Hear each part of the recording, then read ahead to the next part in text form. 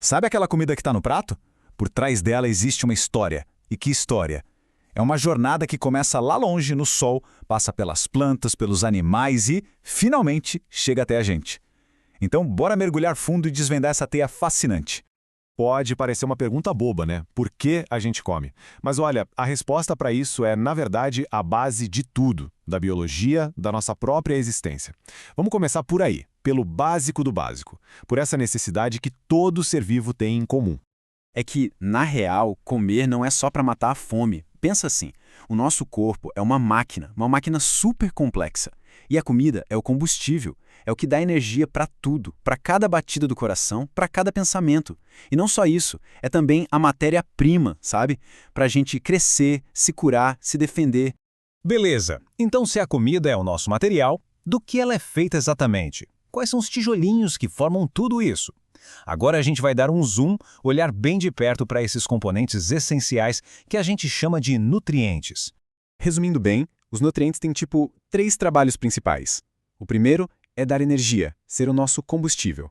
O segundo é a construção, ou seja, fornecer o material para construir o corpo. E o terceiro é a regulação, tipo uma equipe de manutenção mesmo, que deixa tudo funcionando direitinho. Vamos começar pelo principal, a nossa gasolina, os carboidratos. Pensa no pão, no arroz, na batata, tudo isso vira glicose no corpo, que é o combustível favorito das nossas células, para fazer tudo, desde respirar até correr uma maratona. Agora, e as proteínas? Se o carboidrato é o combustível, a proteína é o tijolo e o cimento. É ela que constrói e conserta tudo no nosso corpo. Músculos, pele, órgãos, até os anticorpos que lutam contra doenças. Onde a gente acha? Em carne, ovos, feijão, são fontes excelentes desses construtores. E os lipídios, ou as gorduras, elas são a nossa reserva de energia, sabe? Aquela para emergências. E não é só isso, elas também protegem nossos órgãos, tipo uma almofadinha, e ajudam a gente a absorver algumas vitaminas importantíssimas. O segredo aqui, claro, é sempre o equilíbrio.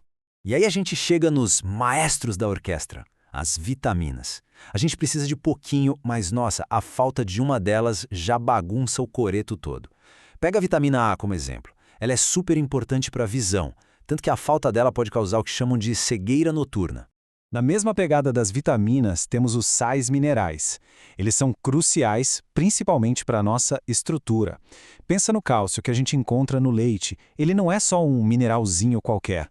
Ele é, literalmente, a base, a fundação dos nossos ossos e dentes. Bom, a gente já falou um monte sobre energia, né? Mas como é que se mede isso? É aí que entra a tal da caloria. De um jeito bem simples, caloria é só uma unidade de medida. Ela diz pra gente quanta energia um alimento pode dar para o nosso corpo. E olha só que interessante, em termos de energia, nem todo nutriente é igual. Dá uma olhada nesse gráfico. Ele mostra uma coisa muito importante. 1 graminho de gordura tem mais do que o dobro de calorias de 1 grama de carboidrato ou de proteína. É por isso que a gordura é uma reserva de energia tão poderosa. E só para a gente ter uma ideia do que isso significa na prática, olha essa comparação. É chocante como é mais fácil ganhar calorias do que gastar, né? Pensa só, 1 hora inteira de corrida para queimar as calorias de uma barrinha de chocolate. Pois é, dá o que pensar. Ok, até aqui a gente entendeu quais são os tijolinhos. Mas de onde eles vêm? Qual é a fonte original de tudo isso? Agora a gente vai fazer o caminho contrário. Vamos dar um zoom para fora e conhecer as verdadeiras fábricas de comida do planeta. A resposta começa tudo aqui, na fotossíntese. Pode acreditar, esse é talvez o processo mais importante que acontece na Terra. As plantas são como pequenas usinas que funcionam com energia solar, transformando luz em comida. Elas são literalmente a base de quase toda a vida que existe. E nessa fábrica, cada parte da planta tem uma função. As raízes são tipo os canudinhos, que puxam água e nutrientes da terra. O caule é o sistema de encanamento, que leva tudo para cima. E as folhas?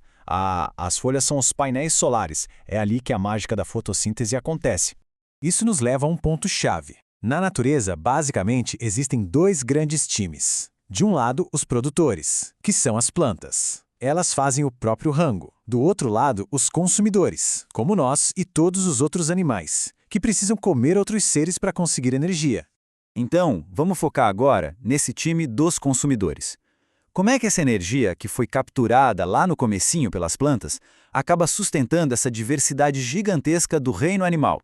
Dá uma olhada nessa viagem super rápida pela evolução dos vertebrados. Tudo começou com os peixes, lá na água. Depois vieram os anfíbios, vivendo naquela vida dupla entre água e terra. Aí, os répteis dominaram a terra firme. As aves, claro, conquistaram os céus. E, por fim, os mamíferos, que se espalharam e se diversificaram pelo planeta inteiro. Mas olha, os consumidores não estão só de passagem, pegando energia e pronto. Não, eles são parte ativa do sistema. Pensa nas aves, por exemplo, elas comem uma fruta aqui, voam para longe e, pronto, espalham a semente lá, ajudando a floresta a se expandir. É uma troca, uma parceria, um ciclo onde todo mundo tem seu papel. E é aqui que tudo que a gente viu até agora se amarra. E a gente percebe que não é uma linha reta, uma corrente. É muito mais complexo. É uma teia. Lembra daquele prato lá do comecinho? Agora a gente olha para ele de um jeito totalmente diferente, não é? Cada coisinha ali, o vegetal, a carne, tudo é um fiozinho dessa teia gigante. Cada um deles representa uma passagem de energia que começou lá no Sol.